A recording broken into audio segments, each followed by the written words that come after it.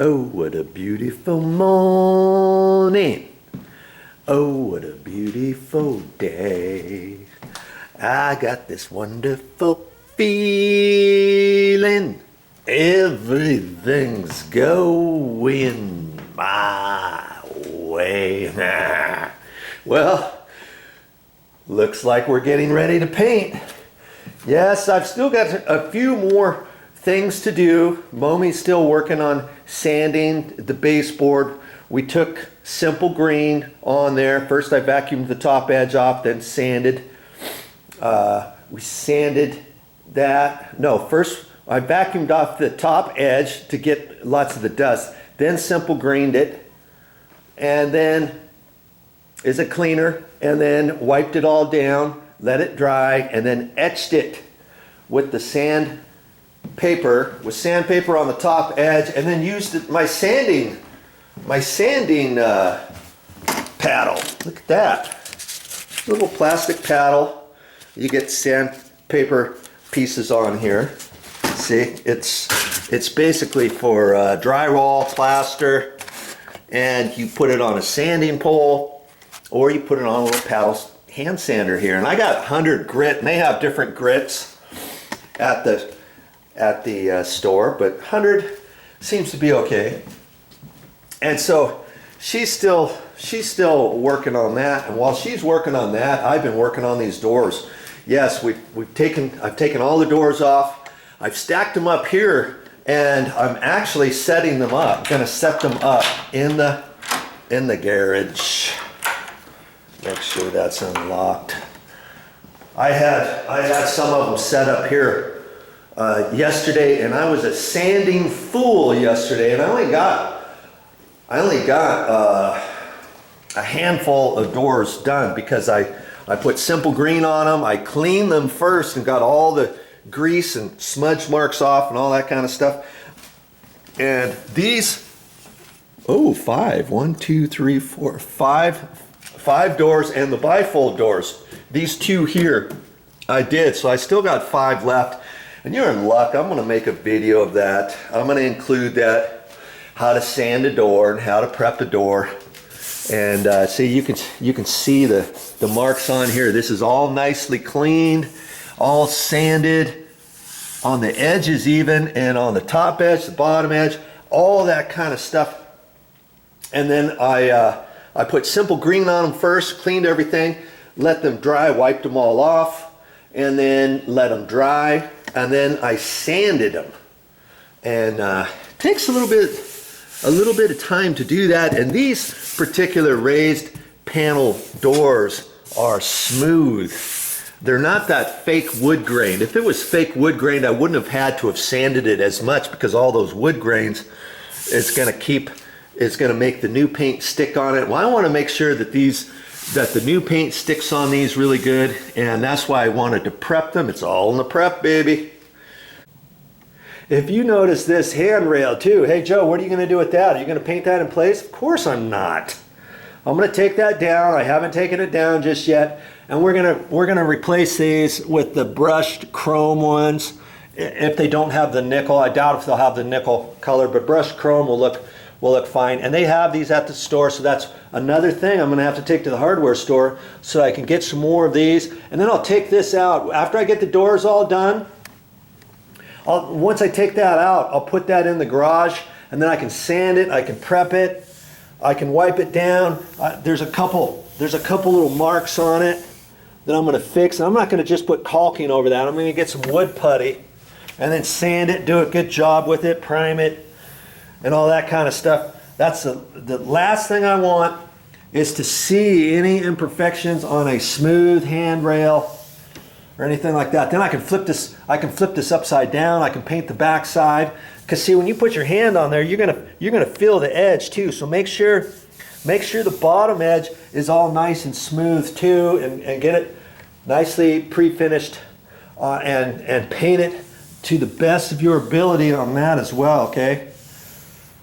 And then after you get it installed, worst case scenario, if you have to touch up anything, you can do it after you get it in place. But try to get it all before you put it back up there. See, I can see some imperfections here. some scratch marks when I get my water putty. I'm gonna use Bull Durham's.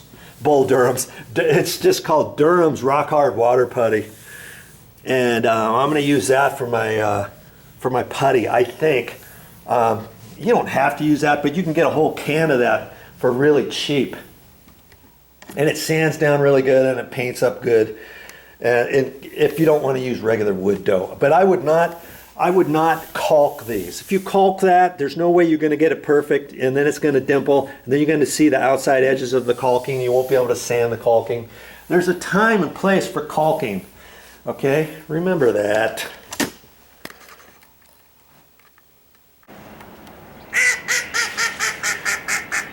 Oh, what a beautiful morning. Oh, what a beautiful day. I got this wonderful feeling. Everything's going my way. Wow, man. I'm sure glad I got those doors painted last night. Letting them dry, they're gonna cure. Now, here's all the doors. All these doors I got done painting. See how nice they look? Look at, they turned out really good. And they're not perfectly smooth now.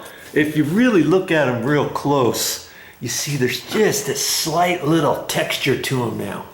Just ever so little. That's because of the roller, and that's why when I finished off the roller, I had to make sure I didn't have any lines in it, and went up and down all the way, so I didn't have a line stopping, starting, stopping, starting, you know, all that kind of stuff. And I think they turned out really, really good. I'll take a quick look at them. I'll turn the light on, make sure I don't have any little runs on any little spot here.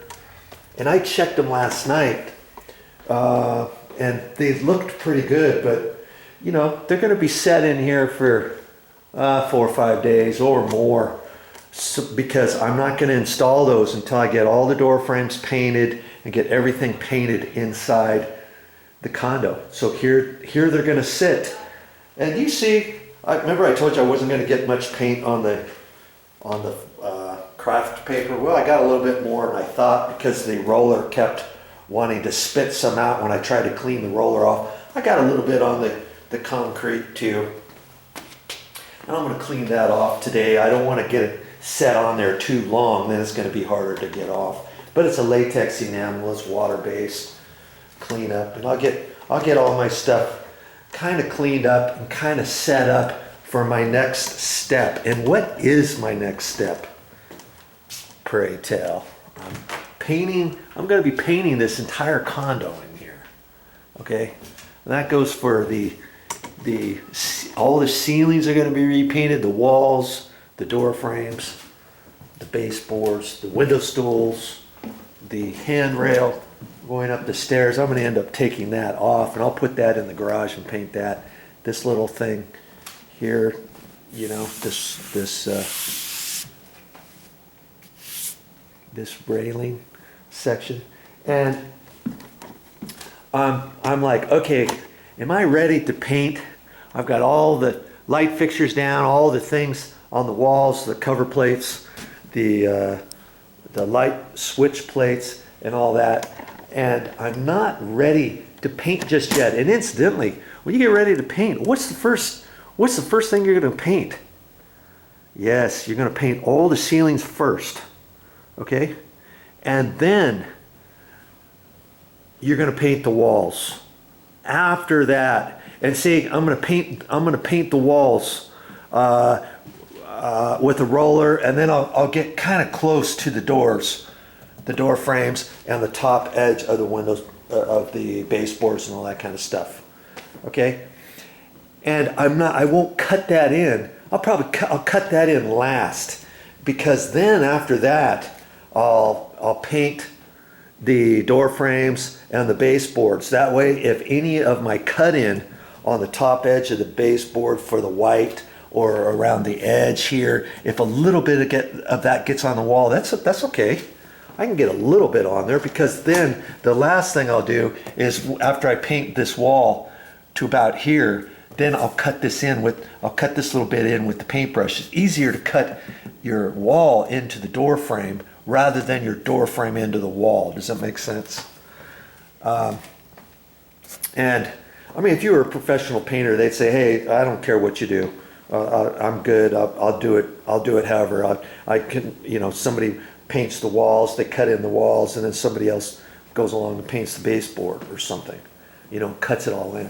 But you're not a professional. So see, if you paint the baseboards first, and if you paint the door frames first, let's say, when you get ready to paint your ceilings, you might get a little bit of paint droplets coming down, getting on top of the edge of your face of your door casing, let's say, or some drips come down and hit on your door casings, or when you're doing your walls and you get a little spit of dusting of paint that drops. Now you get some of those droplets you get on your trim of your baseboard, not necessarily this flat area, but your OG trim. You might get some of these little things. See, this is from somebody painting the wall after they painted the baseboard. See there? There's another little drop. There's a drop. There's some there. Here's some more gray paint, right there. See? Just little bits. That's because there's some more right there. That's because whoever did this, maybe they decided the baseboards were already painted and they went to repaint all the walls. They thought, I'm not going to paint the baseboards, we're just going to repaint the walls. And you get little bits of paint stuck on there, and they didn't go back and wipe it off. See? Well, now, for me, I'll do the walls first, and then I won't cut in the top, the bottom of the wall from here down. I'll wait, and then if I get any drips on here, I'm going to be repainting the baseboard anyways, right? So I can paint over those drips, or I can wipe some of the drips off, whatever. Okay. Then the last thing I do, then when I cut in the baseboard, that's going to be a pain in itself because it's right down next to the carpet. I'm going to have to put masking tape from here over and stuff because I don't want to get it on there. And there's going to be only so close I can get it. See, the last person, they stopped their paint right there. See, from there down, they didn't paint it the last time they were here, did they? See, they didn't cut it in because they were afraid to get some paint edge on the carpet. And I'm gonna have to put the masking tape and kind of roll the masking tape over this edge just a little bit. But after I do the baseboard, see, I can cut in the top edge of the baseboard with my white paint. You see? And then if a little bit of the white paint gets on the wall, that's okay because I'm going to be repainting the wall, and then I'll cut that in. It's a process. Okay? I'm going to have to recalk everything and all that kind of stuff. I'll look on the top edge of the base and see how well it looks.